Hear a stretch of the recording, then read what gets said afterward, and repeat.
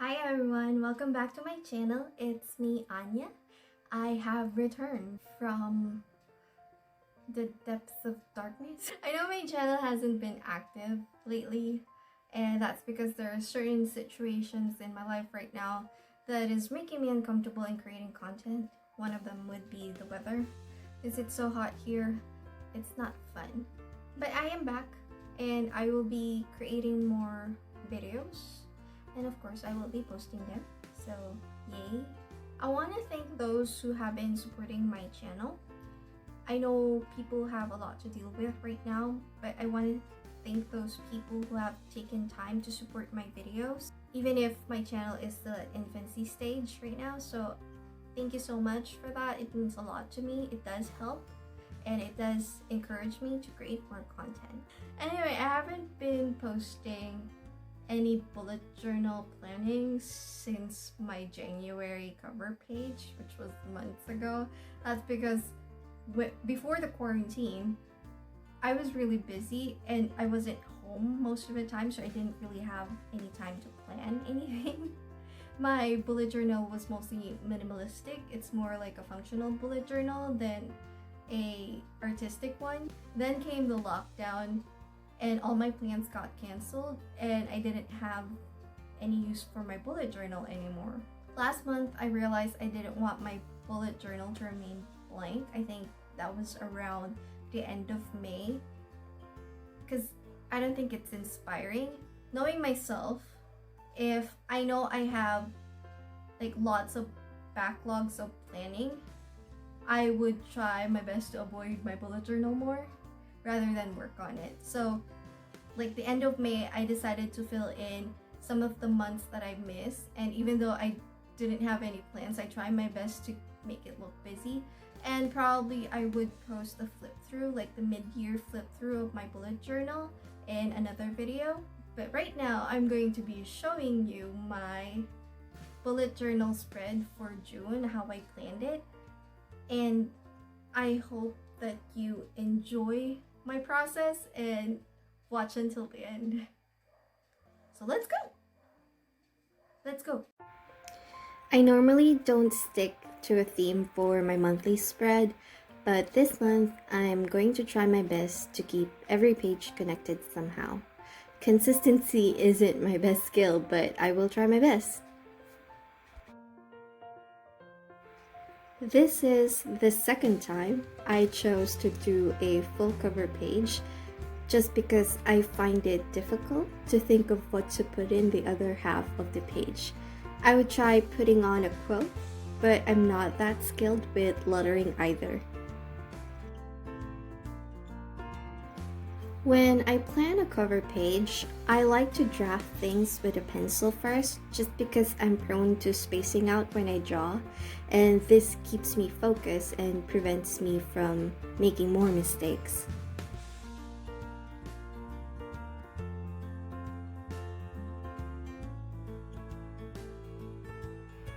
To make this spread more fun, I decided to draw some bees. I really enjoyed drawing them, and I think they really go well with the color theme for this spread.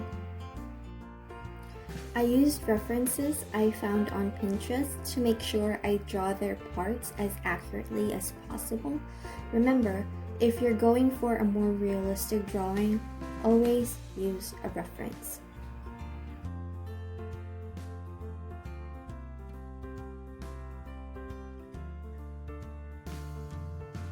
I decided to draw more bees on the other side and at the bottom to balance everything out.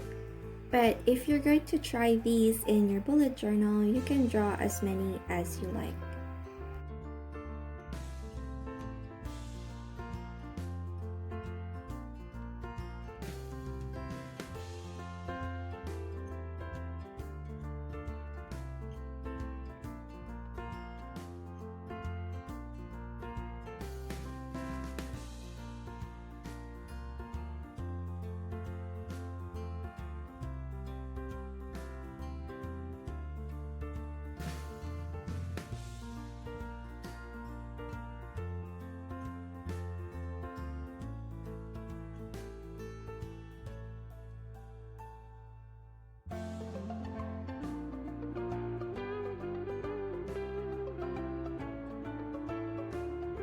I also included some beehive hexagon shape to create more detail.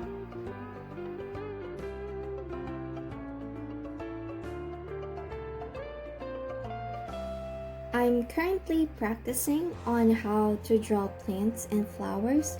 My previous journal spreads have a lot of them.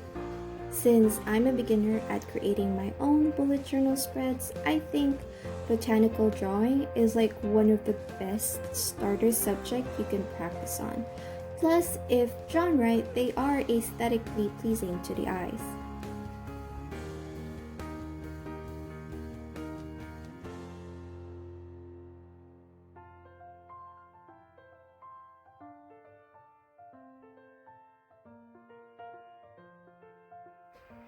I try to choose a theme for my monthly spread, but I usually end up not following them. I'm not sure why, but halfway through, I always end up diverting to an unrelated theme. I'm not saying there's anything wrong with that. I think it's good to experiment, especially when you're just starting out, so you can learn what works or not. Experiment as much as you want. It is your bullet journal after all, and you're the one who will be using it.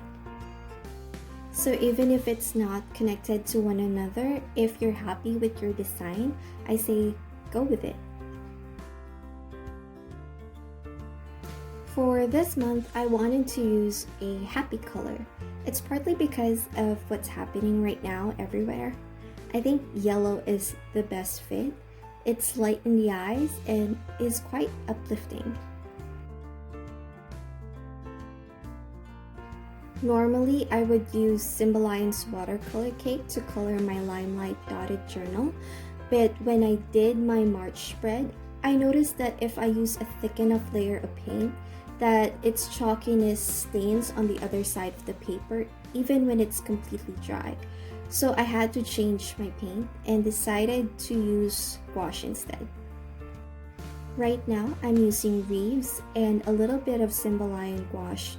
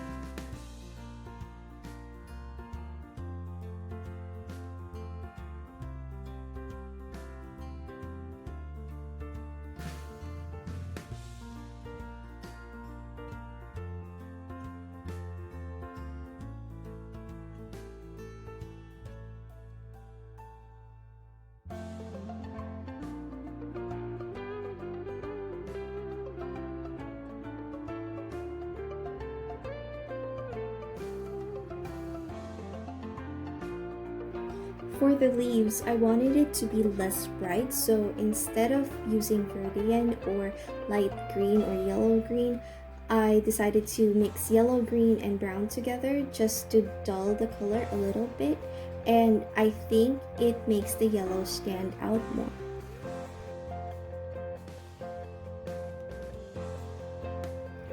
I'm always nervous when I do my month in a glance page. It's the page that I'm most likely to mess up. First of all, my calligraphy and lettering game isn't that strong, so the month title usually end up looking odd. But I don't think I did such an awful job this time. What do you think? Practice makes progress, I suppose. I did, however, made a mistake lining the calendar. But instead of erasing it with a white pen, I just covered it with a really cute polka dotted washi tape. And frankly, I don't think it looks that weird. A little thing I've learned from practicing drawing straight lines without a ruler is to not move your wrist. Keep it steady when you move your hand downwards and sideways. Although when you're drawing horizontal lines, you might want to avoid having your hand touch the paper to make it easier to glide across the page.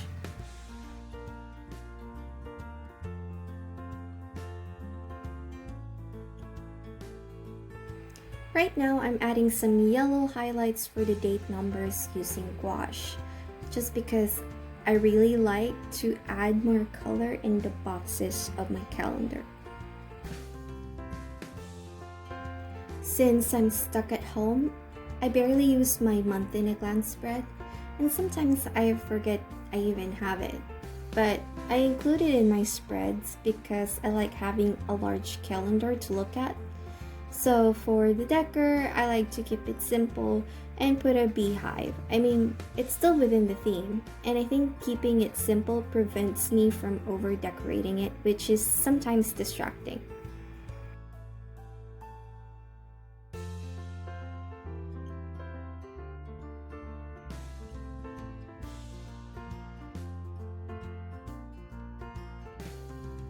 And lastly, just to fill the extra space on the right, I created a simple future log list.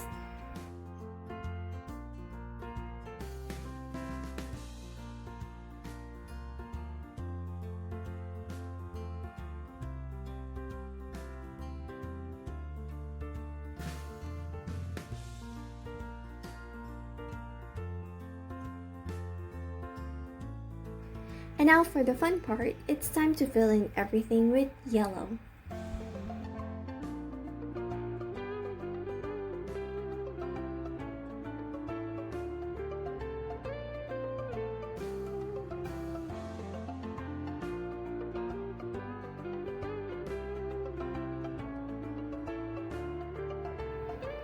I'm adding more washi tapes just to balance the other side. I didn't even bother to make sure that they're even, but I like the way it looks.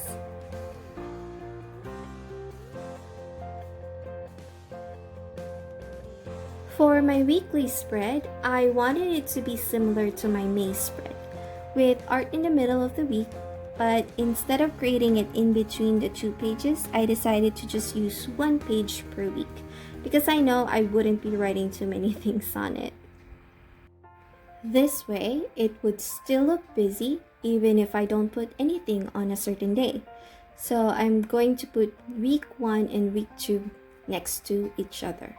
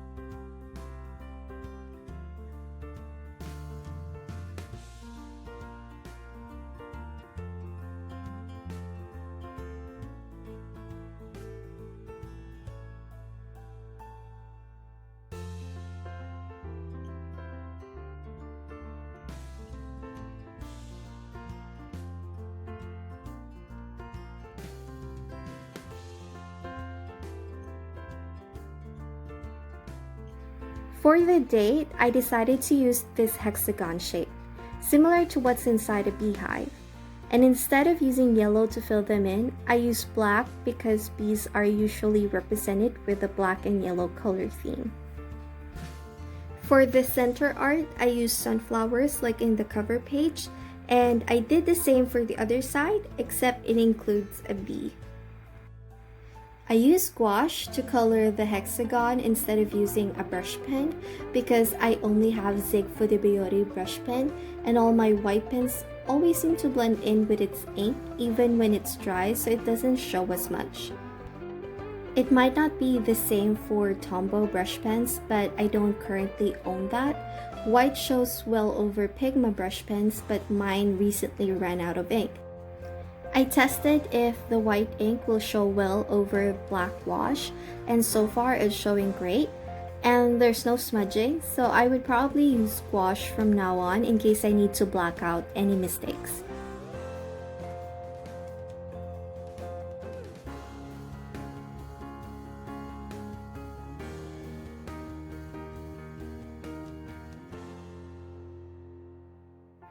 One thing I love about my Limelight journal is the weight of the paper.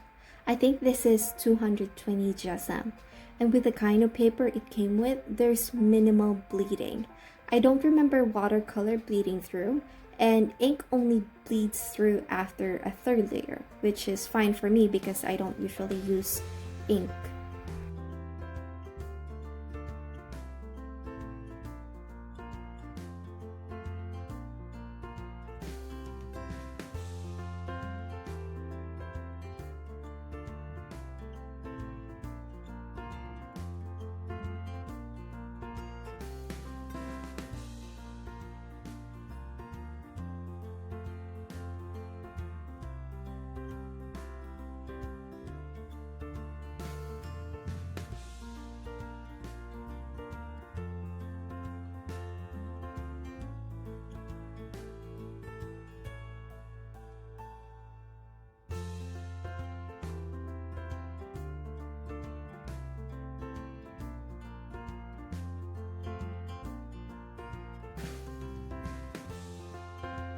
Continuing to the next page, I decided to use a beehive pattern for each day of the week to keep the theme incorporated with the spread, but I sort of didn't want to repeat the same art over and over. I chose this modern Polaroid as the centerpiece of my week 3 page that will have a cartoon bee decoration. I originally wanted to paint this yellow and leave the hexagons blank, but that idea was so bare that I decided to follow the color scheme from the previous page minus the green. At the bottom of this Polaroid camera is a picture which has the monthly calendar for June, which I thought was pretty fun. So that's why I decided to include that in that part of the page. I'm really happy about how sturdy this paper is. Like, I used a really thick layer of gouache over this page and still it hasn't bled through the other side.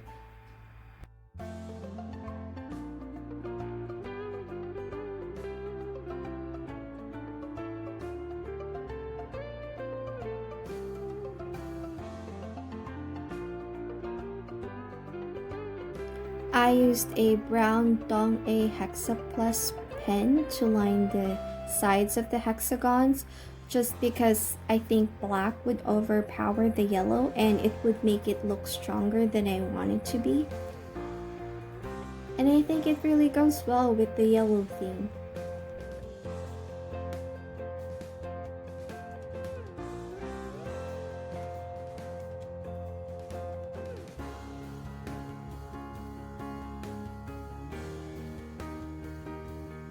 Again, I'm using the color of the sky from the previous page on this Polaroid camera just because I want the colors on each page to be consistent with one another.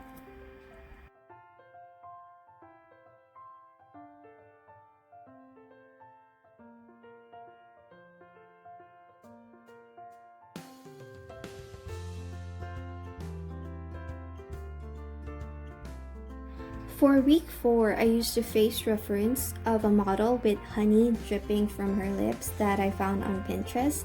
I think this one is really far from the theme, but I really wanted to experiment. I think one purpose of planning your own bullet journal is to inspire you to use it, and experimenting on what I can put in it helps me with that. I don't feel constricted or that I have to follow a certain formula just because that's what you're supposed to do or that's what's popular in the bullet journal community. You shouldn't limit your creativity because a certain style is more trendy.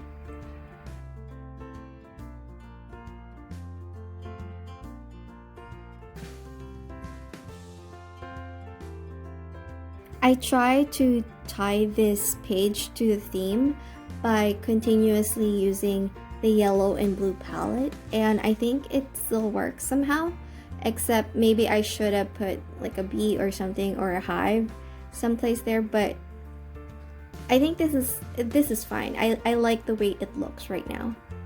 I think this turned out really cute, especially in the end where I put blush on her cheeks instead of me using like the typical blush, faded blush on her cheeks. I use a round one, which I think adds to the appeal of the whole Polaroid picture, and I really like it.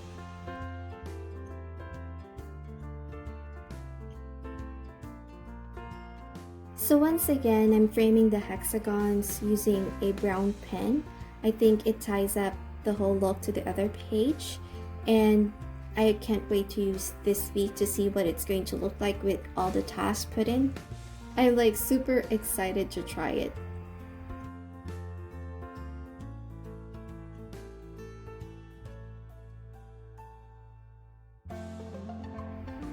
For the last 2 days of the month, I decided to change up the art again. I kept the hexagons and the color scheme to have some elements of the page that's still tied to the theme. But for the art, I decided to use lemon slices because it's still summer here and lemons speak summer to me. That's basically it. Simple as that. I might put a quote on the large lemon slice at the bottom at the end of the month that will summarize the mood for June all in all, but I'm not sure. I guess we'll see. Just to fill up the space on the side, I decided to put a large box for the notes and another one at the bottom for future logs, even though I'm not sure I might be using them, just because we're still under quarantine and I'm not really sure if the quarantine will be lifted anytime soon, but you'll never know.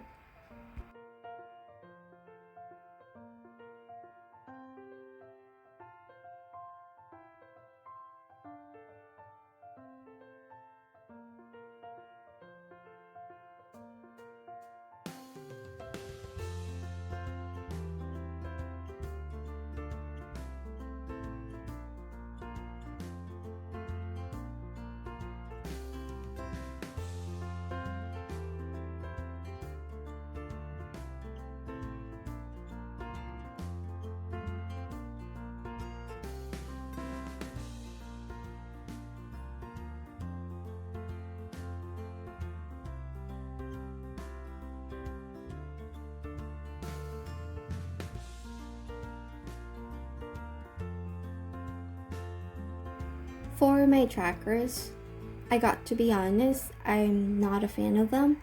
I'm not that overall conscious of what I do daily, especially now that the days kind of mush into each other. So this month's habit trackers are not a priority for me right now. However, I did create a single general tracker that I titled Productivity Tracker just to check on how much time I allot in several important activities every day. I want to know how much time I spend in activities like painting, sculpting, creating videos, and such for the whole month. So to tie it all up with the theme, I added some beehives, again, the hexagons, and colored them yellow.